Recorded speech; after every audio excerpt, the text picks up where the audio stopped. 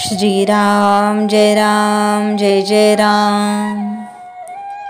प्रपंचात भगवंताची नड आहे असे वाटले पाहिजे। प्रत्येक माणसाला आपण सुखी असावे असे वाटते। भगवंताची कृपा आपल्यावर असावी, नामाचे प्रेम आपल्याला यावे असे वाटते। पण हा अनुभव आपल्याला का बरे येत नाही? जगामध्ये पाहताना कुणी मनुष्य सुखी समाधानी आहे असे आपल्याला का बरे दिसत नाही? अशी अवस्था असायला काय कारण असावे? आपण सर्वजण सदाचरणाने वागतो असे आपल्याला वाटते। भगवंताचे भजन पूजन आपण सर्वजण करतो, पण तरी ते समाधान आपल्याला का बरे मिळत नाही? ते समाधान न मिळायला खरे कोणते कारण असेल तर आम्हाला अजून भगवंताची नड आहे असे वाटत नाही।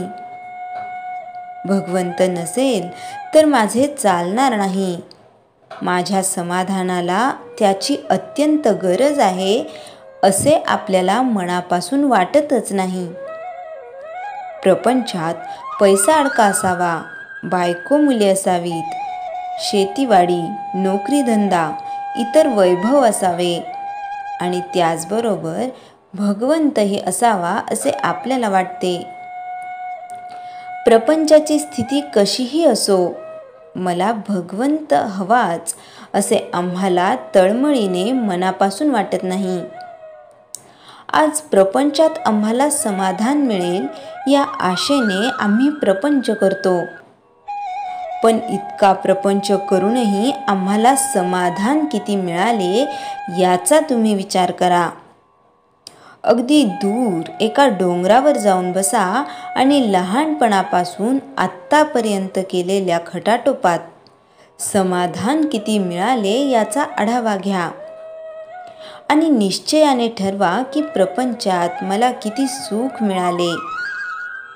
आज इतकी वर्षे प्रपंच करूनही तो आम्हाला सुख देत नाही, हे अनुभवाला येऊन सुद्धा तो टाकावा असे आम्हाला वाटत नाही।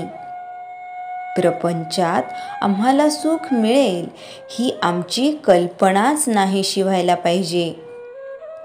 प्रपंच आम्हाला शाश्वत समाधान देऊ शकत नाही हे एकदा निश्चयाने ठरले आणि हा निश्चय इतका दृढ झाला म्हणजे मग भगवंताची गरज आम्हाला भासू लागेल आणि मग त्याच्या प्राप्तीसाठी आम्ही केलेल्या प्रयत्नाच्या आड जग परिस्थिती वगैरे काहीही येऊ शकणार नाही।